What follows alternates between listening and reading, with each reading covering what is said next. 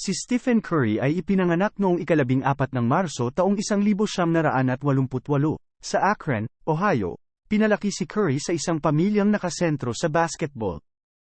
Ang kanyang ama, si Del Curry, ay isang sharpshooter sa NBA, na nagbigay kay Stephen ng maagang pagkakalantad sa laro at ang pagkahilig nito.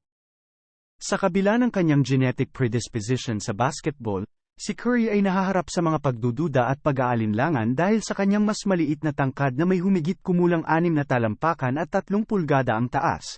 Hindi siya nagtataglay ng matayog na presensya na karaniwang nauugnay sa mga profesional na manlalaro ng basketball.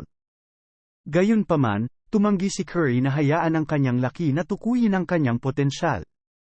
Sa halip, nakatuon siya sa pag-iinsayo ng kanyang mga kasanayan, pagmaster ng mga pangunahing kaalaman, at pagbuo ng isang walang kapantay na galing sa trabaho. Sa panahon ng kanyang mga taon sa kolehiyo sa Davidson College, lumitaw si Curry bilang isang standout na manlalaro, na nakakabighani ng mga manonood sa kanyang kapana-panabik na mga pagtatanghal at kahangahangang kahusayan sa pag-shot ng bola. Pinangunahan niya ang Davidson Wildcats sa isang di malilimutang NCAA tournament noong 2008, nabitbit ang bansa sa kanyang kakayahang sa tila imposibleng mga shot mula sa malalayong distansya. Sa kabila ng kanyang tagumpay sa kolehiyo, si Curry ay hindi isang siguradong NBA prospect.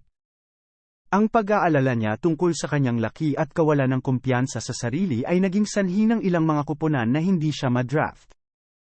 Gayunpaman, nakita ng Golden State Warriors ang isang espesyal na bagay kay Curry at pinili siya bilang ika-7 overall pick noong 2009 NBA Draft. Ang mga unang taon ni Curry sa NBA ay minarkahan ng sunod-sunod na pagtamo ng injury.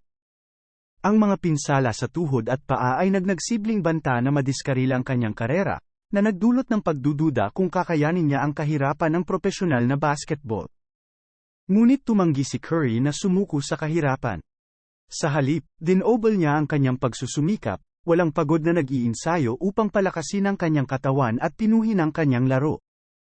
Ang pagbabago sa karera ni Curry ay dumating noong 2012 hanggang 2013 NBA season nang lubusan niyang tinanggap ang kanyang tungkulin bilang team leader ng Warriors.